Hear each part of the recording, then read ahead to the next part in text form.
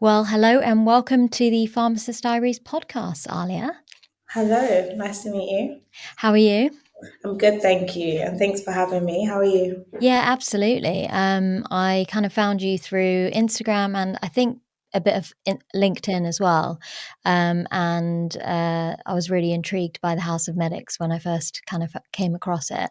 Yeah. And then once I looked up your kind of profile on LinkedIn, I thought, oh, this will be a good person to kind of get onto the podcast and find out what your journey's like. So Thank we you. usually kickstart the episode by finding out from you why you wanted to become a pharmacist in the first place.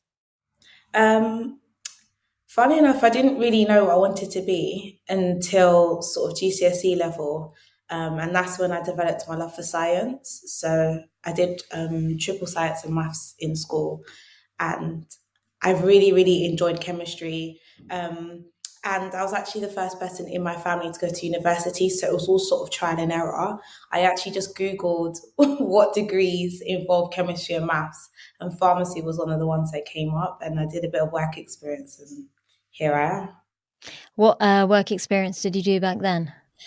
So originally I couldn't get any pharmacy work experience, so I did a bit of work experience in a school. Um, Mm. so with university, you end up, with college, you end up finishing a little bit earlier. So I was able to do the last 2 weeks in a school, helping them with their science experiments. And then from there, I went to a community pharmacy down the road from my house, asked if I can do a bit of work experience with them. So I did that for my summer. And then I managed to get a 4 week work experience in a hospital where I was able to work on a project. So yeah, those are my Oh, three. nice. So you got quite a bit of experience to kind of know what the career would be like and what the job would be like. So gave you a bit of a kickstart in terms of what the degree course was about. Yeah. What was university like for you?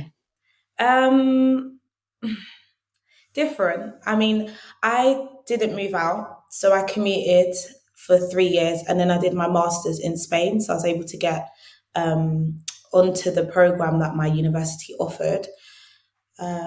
So yeah, I didn't really live out. I didn't have time to make many friends in university because I had quite a jam-packed life back then. I was competing in two different squads, one for gymnastics, one for cheerleading, and I also had a part-time job where I worked 22 hours a week for year one, 16 hours a week for year two, and 12 hours a week for year three. So That's a lot. yeah. Hence why, as you mentioned in my post, many people thought I wasn't going to make it. Um, Yeah, I mean, for like, I'm a lecturer at King's, and the recommendation is to work 1 day a week. So oh, 7.5 hours throughout university. And if you can kind of manage a day and a half, then that's kind of as much as we think is appropriate in yeah. terms of managing your time as a student, doing well on the course, but getting the experience or earning a bit of pocket money on the side. Because Mhm. there are a lot of students who need to work financially in order to support their living or to support their families. And it is a challenge. We've had students doing a lot more hours, similar to what you did, and we do see them kind of struggle with their studies, and managing their time becomes really difficult. Yeah. How did you manage your time to do gymnastics, cheerleading? Because that is a lot of dedication in terms of, training, and I guess waking up probably early in the mornings to do that, doing all your studying, kind of turning up for lectures and workshops, as well as earning your pocket money. Um, I don't know. When I look back at it, I don't actually know how I managed to fit it all in, to be honest. I now see why you do advise sort of a day and a half max. I would literally come into uni, go to all my lectures, leave straight away, go to work, do my shift till 11 p.m., go home, sleep again, wake up, maybe do a bit of work in the morning, go to uni, do it again. And then in between that, it was fitting in my training session. So I worked Monday, Wednesday, Friday, Saturday, and I trained Tuesday, Thursday, Saturday, Sunday. So I don't, I mean, it was, it was tough, but I think because I loved every aspect of what I was doing, and I'd always sort of been on the go. So from about the age of 9, I would say, I was training. So I was actually doing dance back then as well. And then I developed a love for gymnastics, and that's sort of where I took off. But I'd always been someone that had a lot of extracurricular activities going on. It just obviously became harder with the way that uni was a lot harder than school.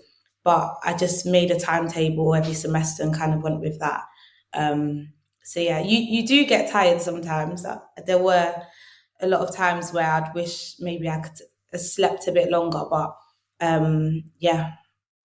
I think you probably don't realize how good you are at timetabling, because if you because you came out of university with a first, Mhm. you did really well, and you did a lot of stuff on the side, so you must have been good at managing your time and scheduling your time.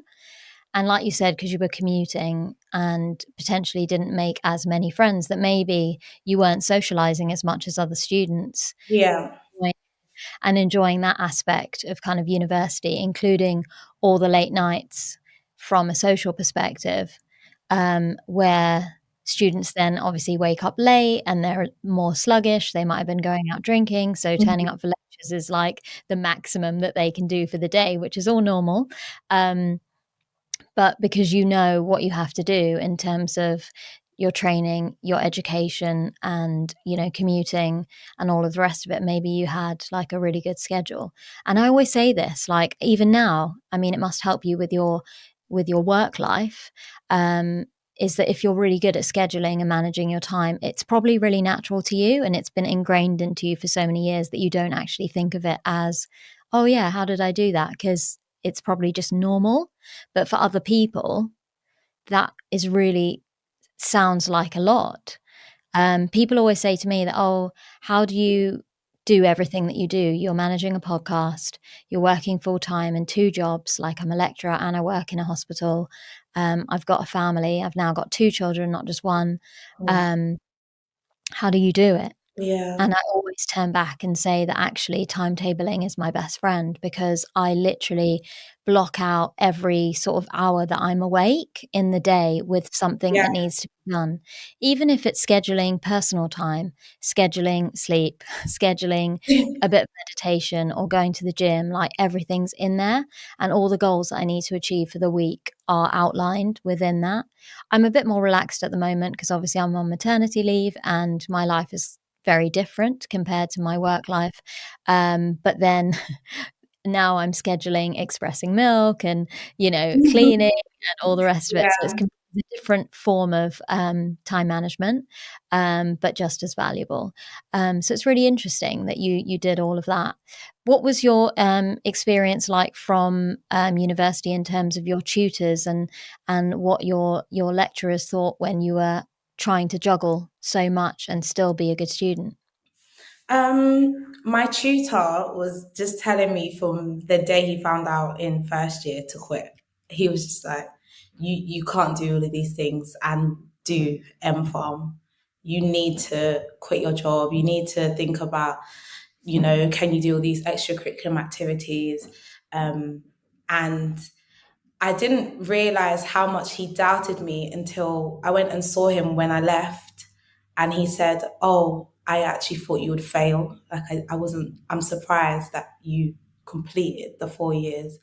And that's when it really hit me. I thought, oh, wow, like people really see it as I was doing way too much and I wasn't going to be able to finish university.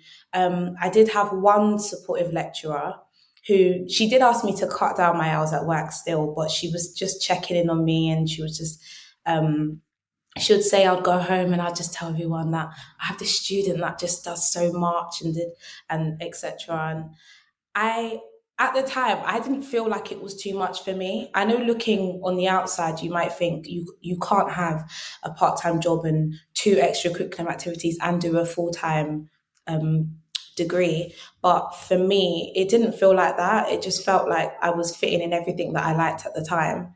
Um, and if I had to sort of give in with, the social side of it, then I was willing to do that for that amount of time. Um, But I love that. You're following your passions, you're following what you enjoy. And I hate the word can't. Yeah. I've completely removed that from my vocabulary. Yes, sometimes I use it by mistake, but I catch myself. I've Mm, got a 5-year-old, and I'm like, if you say I can't, like, rewind and rephrase it. yeah. Do not use that word in your vocabulary because you can do it, Yeah. or you have to turn it around and say, well, I can't do it right now, but this is what I need to get to that point I love that. in order to Yeah. achieve it. So, what was an example recently? She said, it was something like a physical activity or something, and she's like, "I just can't do it." It could be something as simple as a roly-poly, like, you know, because she Yeah. goes to gymnastics, and they're starting with that sort of Yeah. basic level, Yeah. right?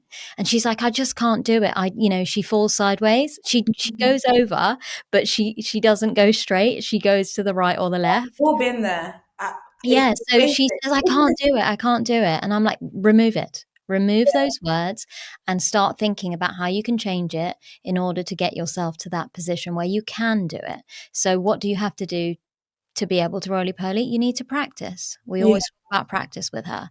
And that's exactly the same concept that you would have from a tutor at university level.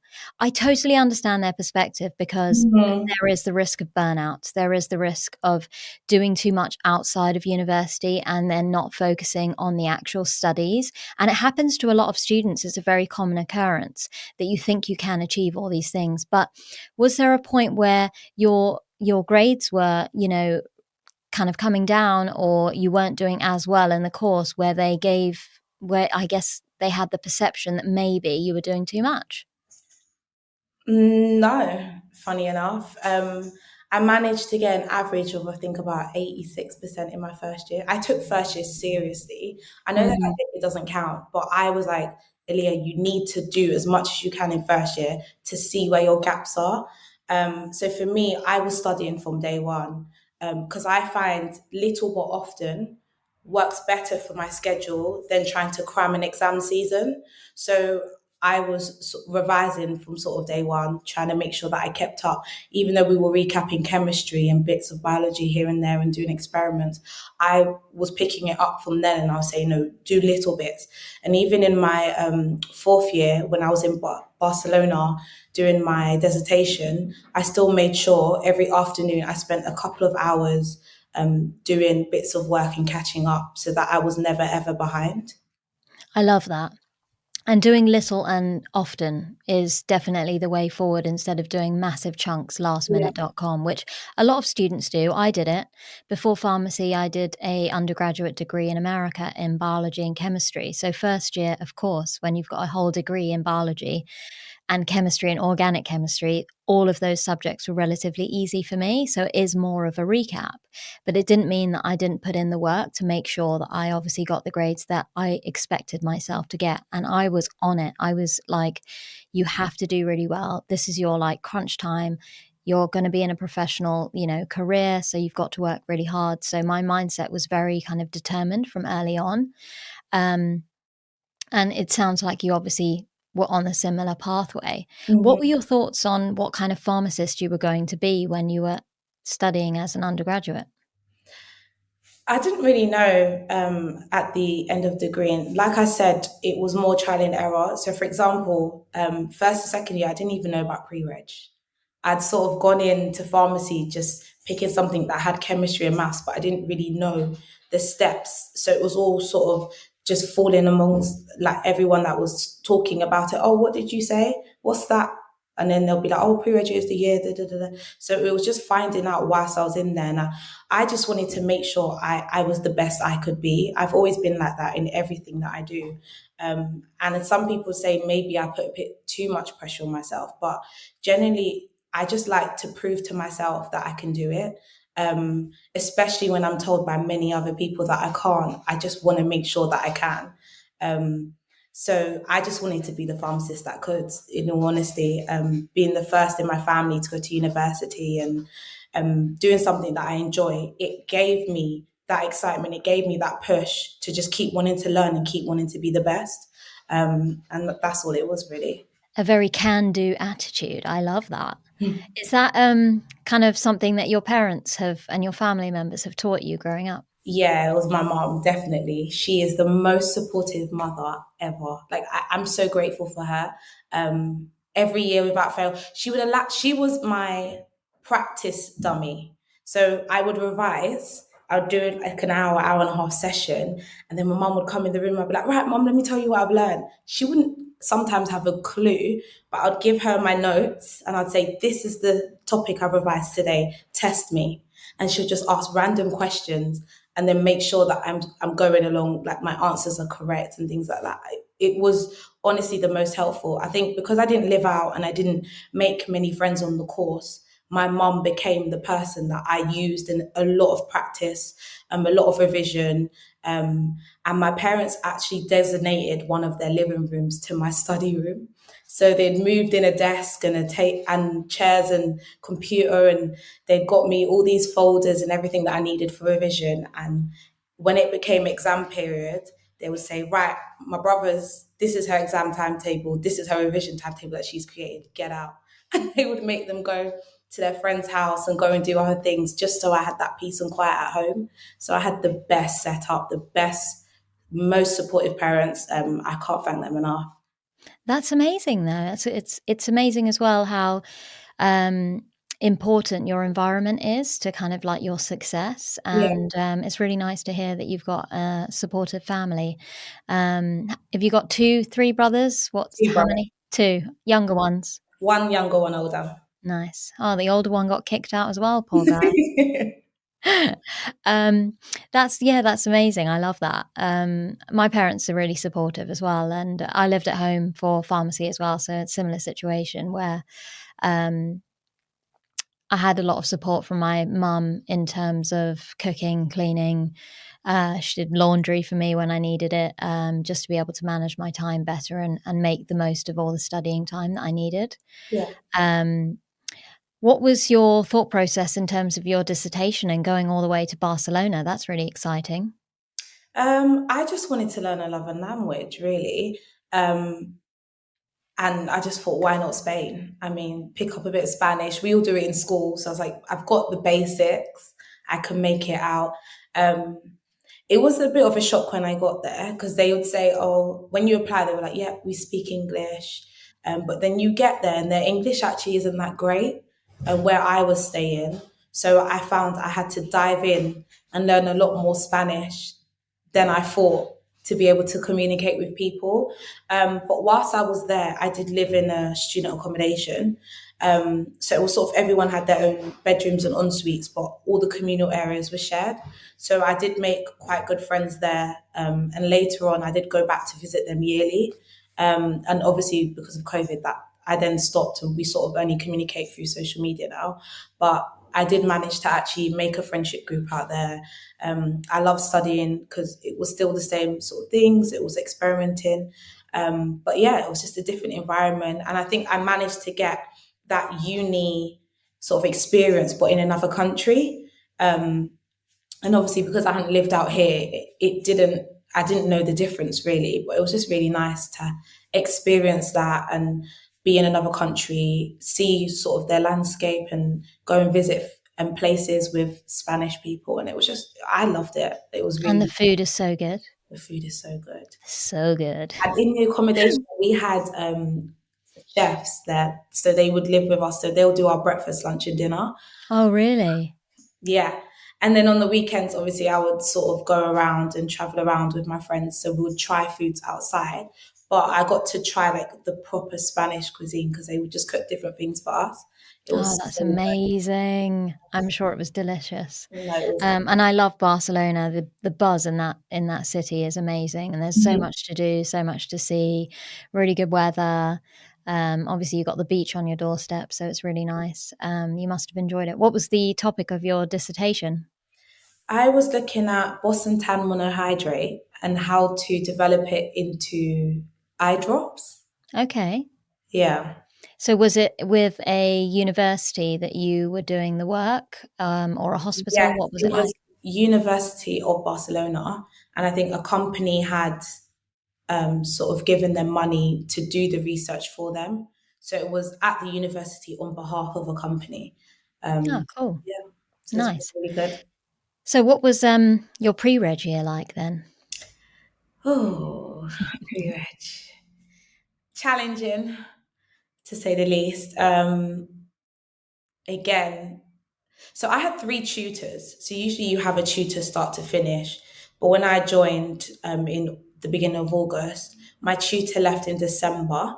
So then I had an interim tutor for a few months until they replaced my original tutor. And then I had my third tutor when she joined and had got her feet. Um, my first tutor was really supportive, but obviously she left within a few months. Um, and I didn't really get that support afterwards. Um, I felt very sort of lost. I was the only pre-reg at my trust. So again, I didn't have other pre-regs to lean on. So it kind of felt a bit like uni again. I couldn't make sort of the friendships that I needed to be guided through. I was still doing cheerleading and gymnastics at that point. I just left my part-time job as I was working full time. So I was still doing my extracurriculum activities. Um, but yeah, I don't know. My tutor was, and a few other sort of senior members were just telling me to rethink my career path, if I really wanted to be here, if I really thought I could be a pharmacist. Um, and I think that's when I really started to battle quite a bit with my mindset and have to remind myself why I'd sort of got into pharmacy and why I was doing what I was doing, because that's when sort of the voices became a lot stronger in the sense that maybe you can't do it. Um, and I just sort of had to remind myself, no, you can, you can, you can. And again, my parents were really supportive. They were helping me. So yeah, but pre-reg was a struggle for me. What was the kind of reasoning behind that kind of negativity? I'm really surprised and disappointed as well that the people are framing or did frame as, you know, your growth in such a negative way, or they misunderstood you, that maybe you were doing so much in outside of pharmacy as well that maybe they thought that you weren't, I guess, dedicated Yeah, to the pharmacy profession, when normally a pre-reg would just be just doing the pre-reg and just studying. But when you have other interests outside of pharmacy, I think it's quite rare to see that at like the pre-reg level, where people are trying to do a lot of kind of combination work. Because mm, when you are when you're athletic and you're committed to a sport, it takes a lot of time and dedication and training, and your mindset has to be really strict. So I'm just very surprised that yeah. you got that kind of negative feedback. Yeah, it was quite disheartening. And it does sort of make you take a step back and reflect and evaluate what you're doing. But I knew that that's who I wanted to be. I wanted to be a pharmacist, but I didn't want to give up what I'd been doing since the age of 9. I liked my extracurricular activities, and actually they helped. For me, they worked hand in hand because it was an outlet. It was sort of, I've studied today, I've done work today. Now I can go and just, let my hair down. And Absolutely. maybe go to the gym for an hour or read a book. But for me, doing those competitions, because it's still challenging your mindset. When you're doing gymnastics, you're learning a new skill, and it's something that it looks difficult, but now you can do it, and then you're able to go out and compete and show others that you can do it. So for me, it was just something that I enjoyed, but was also challenging my mindset and helping me to Mm, believe that, if I believe I can achieve something, then I can. And absolutely. yeah, and And it that supports your mental health doing all that kind exactly. of like physical activity. The kind of dedication as well that it takes in gymnastics to perfect certain moves that you have to do, it takes a very strong mindset. Yeah. But it helps you in terms of life skill as well, Mhm. whether that's on the job. And maybe the kind of dedication it takes to convince a patient to be more adherent. Yeah. And you've got that kind of like perseverance in you that actually I'm not going to give up just because this patient's really annoying me on the ward, which happens all the time. Yeah. The old man or woman who's, very stubborn and just wants to do what he wants to do and set in his ways. And he's like, I'm not taking it. I'm fed up of this, drug regime you've got me on. Like, it helps you to persevere, to help convince him that actually what I'm trying to give to you or what we're trying to do for you is trying to support your health and well-being, Yeah. rather than just saying, okay, well, he's not going to do it. Let's give up or not give him the medication. And those things go hand in hand, like you said. Definitely. So I guess when you were getting through to the pre-reg year, like what was it like to also then study for the exam? Again, like your time must have been split into many different directions. Yeah, so again, the timetables came out. It was sort of just saying this topic. I broke it down into B&F chapters, and I just said this is a topic I'll do for these 2 hours, and this for these 2 hours. My mum again was really, really helpful. She'd come in and make sure that in between the topics that I was taking my 15-20 minute break, I was just getting up, maybe walking to the kitchen to get a cup of tea, or just have a quick snack before I went back in and studied again. Making sure the house was quiet. So yeah, it was a lot of time management, and then also incorporating into, when I need to go to training for cheerleading or gymnastics, when's my competition days, making sure I block out those as well.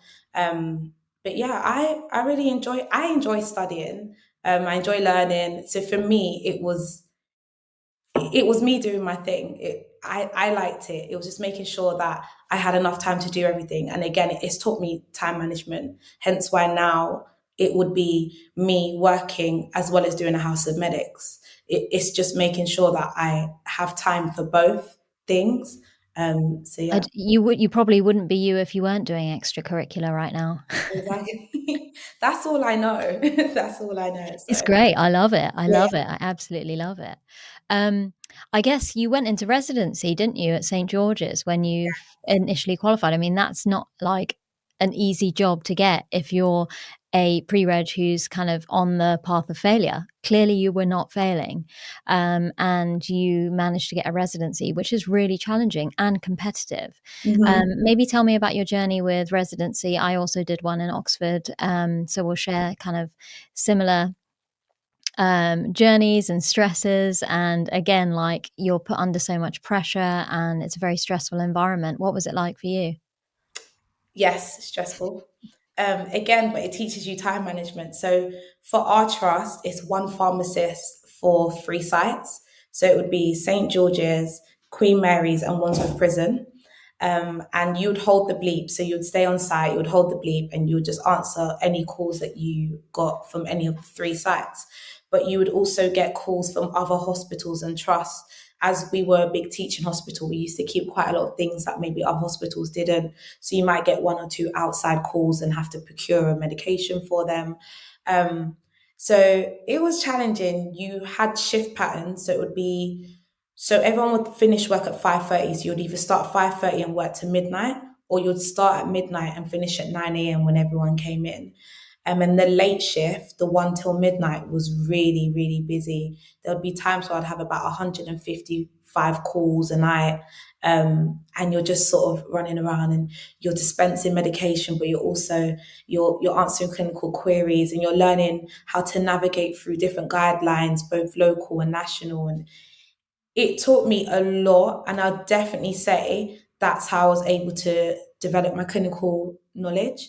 Um, I know a lot of people look at residency and they think it's really hard, but you learn so much in such a short space of time that now when you see prescriptions, you don't get thrown off because you're like, well, I answered that query at night by myself, and you're able to problem solve and prove that you actually can do it. And you leave and you think, wow, like I've made it through that shift.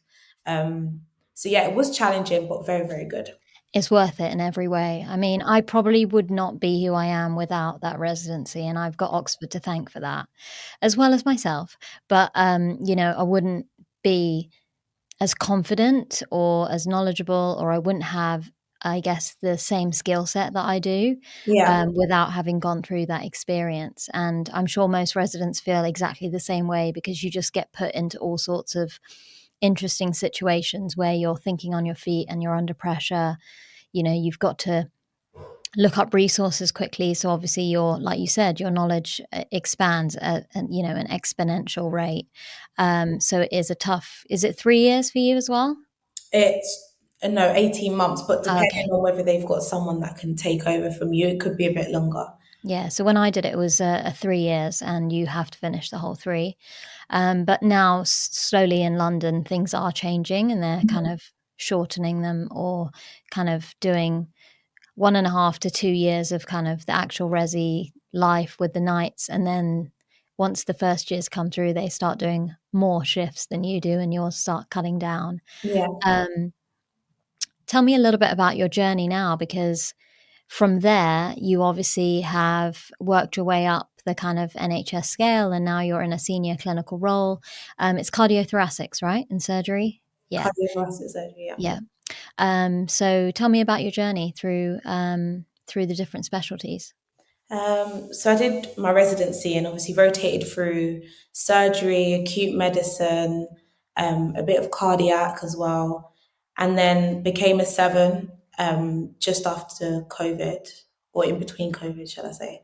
Um, so became a band seven pharmacist, and again rotated through surgery, pediatrics, and then I recently applied for a band 8A post in cardiovascular and thoracic surgery, and I was lucky enough to get it.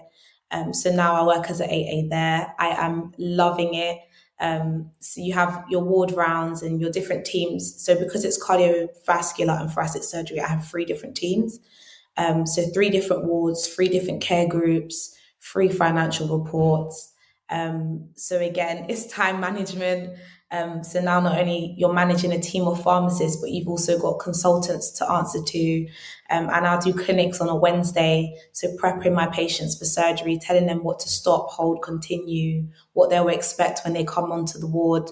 I'm just making sure everything's clear, looking at blood results, and helping the doctors and working with them to say, okay, this patient is not a diabetic, they'll need to add this into their regimen, they'll need to do this. So it's using a lot of clinical knowledge, a lot of communication, a lot of time management, because then you're fitting in your meetings with your team, you're doing your PDRs and your end of rotation appraisals with the less senior pharmacists. And on top of that, I am still studying my postgraduate. So that's the diploma that you do, the clinical pharmacy diploma. I've got my last 6 months to go. Um, it's tough, but I think, like you said, doing my extracurricular activities throughout my entire years of studying has taught me time management. So when I went for the role, they had said that they wanted someone that had finished their diploma because it was a lot. The job was a lot on top of someone that was still studying. But I went for it anyway, and I was able to get it. So again, that maybe have been a slight disadvantage, but to me, I wasn't afraid of having to do extra work sort of outside of work as well, because that's just something I'm used to doing. But yeah, I couldn't be happier in this new role. Honestly, it is so me. Um, and no day is the same. You could be on any one of the three wards as well as working with different members of staff. And honestly, I just love the role I'm in at the moment. That's great. You sound really happy, and it's always nice to find a job where you're very passionate, and you love going into work every day. How is it stepping up from a 7 to an 8A? Because obviously the responsibility does change Mhm. in terms of looking after other members of staff and kind of dealing with annual leave, rotas, kind of like you said, PDRs, your professional development reviews. You've also probably got pre-regs or training pharmacists kind of rotating through your area, financial reports like MDTs. Do you feel like it's quite a big step up, or were you exposed to a lot of this during your band 7 role? I definitely say it was a big step up, particularly as during COVID, a lot of things sort of were changing and a lot of things were put on pause. So I think as a seven, I maybe wasn't shown quite a lot of things that you would do as an eight, just because of the time that we were training and working. Things were different. I think COVID took that priority, and a lot of things on the wards and clinical and non-clinical were sort of on pause and changing whilst COVID sort of was at its peak. So I think coming into an 8A role, it was a bigger step than a 6 to a 7. But I just saw it as it was a bigger opportunity to learn, just adapt, ask a lot of questions at the beginning, because I truly believe that's how you learn. So luckily, the person that had my post before had just moved into another post. So he was still around, and I sort of spent time with him in my first couple of weeks, scheduling in meetings and saying, okay, show me how you do this, show me how you did that. How did you do this? How did you do that? And I sort of took that foundation from him. And from there, I was able to develop it and adapt it to a way that I could do that role. And yeah, I mean, I'm still learning. It's only been about 6 weeks, 7 weeks. So I'm still learning on the job, but it's definitely, I like to be challenged. I don't like to be bored and plateau. I actually like to be challenged and learn a lot more. So for me, that bigger jump just meant I had more to learn. So yeah. Yeah, I mean, it sounds like a good idea to utilize your resources that are readily available. And it's one of the positives of working in a hospital environment is that you've got so many other kind of professionals around you to kind of guide you along the way. And you can see people's styles, of working from a senior perspective. You've got lots of 8As and above who you've worked with as a 7 and a 6, and you can see how they work and what their style is in terms of management or leading an MDT. And again, all of that is a learning experience. And as you go into your 8A job, you're not going to be perfect, but as long as you're willing and enthusiastic to learn, you'll find your own way and your own path of doing things. So, I wish you all the best with that. It's early days, but, you're loving it. So that's, step one, isn't it? Yeah. And that's great. I mean, I'm really excited to hear about House of Medics. So do tell me what are you as a group and kind of how did it get started? So we started in COVID. So it was sort of November time, 2019. So just before, I think September times, we'd moved in together. So there were four of us, and we'd moved into a shared house together. So I finally moved out of my mum's house. Um, and we just came together and we were helping each other. So it was myself as a pharmacist, Emma's a doctor, Abraham's a doctor, and we sort of just came together and were sharing our experiences from work. So during COVID, everything sort of changed. We were all in scrubs and masks and working really hard, and everyone else was on lockdown, but we were going to work. And we were speaking about our colleagues that some of them had moved out of their homes so that they weren't spreading COVID to anyone else. And a lot of people had moved into hospital accommodation, and sort of everyone felt alone and just needed that support. So we decided to create something that would allow healthcare professionals to network with each other, share their experiences and be there for each other. And that's how it first started. So we started with podcasts, just simply on a phone, just streaming on, at the time it wasn't YouTube, it was another platform that we used. And we were just streaming on our phones and just speaking and allowing people to send in questions. And from there it developed. So we started to sort of develop a studio at home and create a YouTube channel, which now has, so many subscribers, so many different videos from different healthcare professionals. And then as the rules started lifting, we were able to bring other healthcare professionals in to speak about their journey, how they've got to where they are now, and help not only other healthcare professionals, but students, and offer mentorship. So for us, it's just to create that family, that support for each other, which was obviously highlighted in COVID that it was needed. And then we were able to branch out. So I have always been able to get involved in education. So in university, I was a student ambassador, and it allowed me to share my experiences with the younger generation. And we thought, why not incorporate that into House of Medics? So we go into schools and colleges, we educate about further education and how to get into healthcare, career paths, and looking at those who maybe have been told, don't do that, you're not good enough to achieve, and helping them to know that they can. So Emma has a similar story to myself. She was told at school not to become a doctor, the same way I was told not to become a pharmacist. So we just like to, sort of challenge the mindsets of the younger generation and help them to know that if it looks like you're not achieving at the moment, you still can. The same way we have, you can do it as well. So that is one chain. And then the other part is the medical outreach in Ghana, that we go every December now. So this will be our second year. And we go out and we hold outreach programs for adults and children. We also go into schools out there and give a little bit of teaching about hygiene, and we offer the supplies for those who maybe don't even have a toothbrush and toothpaste at home. And yeah, we're able to give donations to orphanages. So it's all come together under one umbrella. And yeah, it's going really well so far. Oh, it sounds so exciting. How was your trip to Ghana last year? How many of you went there? So three of us went, and then we had a team out there. So we were able to make connections with other healthcare professionals that live in Ghana, and we created a group. So once we had got there, we already had 15 volunteers waiting for us who came with us to every part of our sort of outreach program. And it was incredible. I think we were able to touch over 3,000 lives within the 10 days of our outreach program. We held so many parties, opened up computer sort of schools for the schools that didn't have enough technology. We were able to bring it over from donations. We gave out loads of clothes, again, from donations. We were able to give the money that we had raised as House of Medics.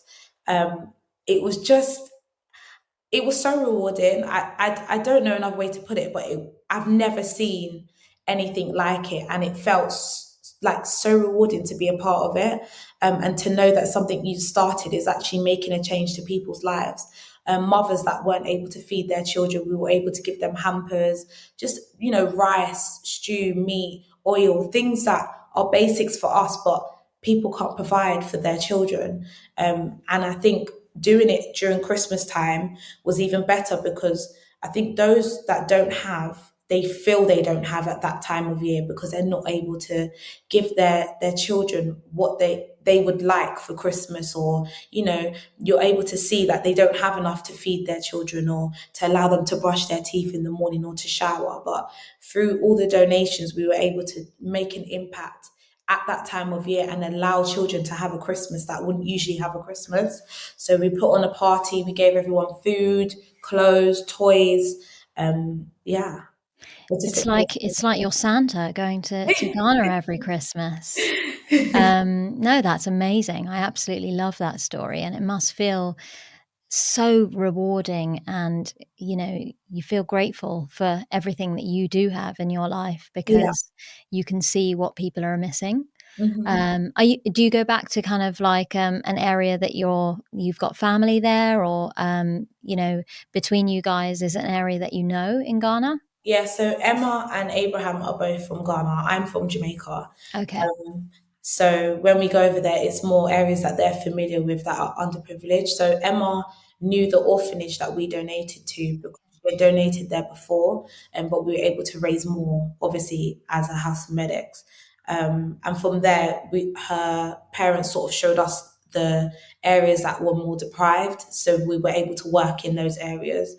So yeah, it was Well, I really look forward to seeing your vlogs, most likely, come December time. Where definitely. can people find you in terms of your own personal accounts and the House of Medic accounts on social media? So House of Medics is on Instagram as at House of Medics. No, sorry, at We Are House of Medics. It's on LinkedIn as House of Medics. And we have a website, www.houseofmedics.org. And you can just drop an email or DM any one of our social media platforms if you want to get involved. We're more than happy to have you. And then my personal page would be Aliyah the Pharmacist on Instagram and TikTok, and Aliyah Gordon on LinkedIn. And then Emma is Dr. Emma with three A's, and Dr. Abraham's not on social media. Cool. Well, I'll make sure I'll link all of that in the show notes for the podcast. Um, again, I'm really grateful that you accepted to come onto the podcast and share your story, as well as tell us more about House of Medics. I appreciate your time today. I know it's your day off, so I'm even more thankful that you spent your morning with me. And I really look forward to seeing what happens for you guys in the near future. Thank you so much, and thank you No for worries. having me.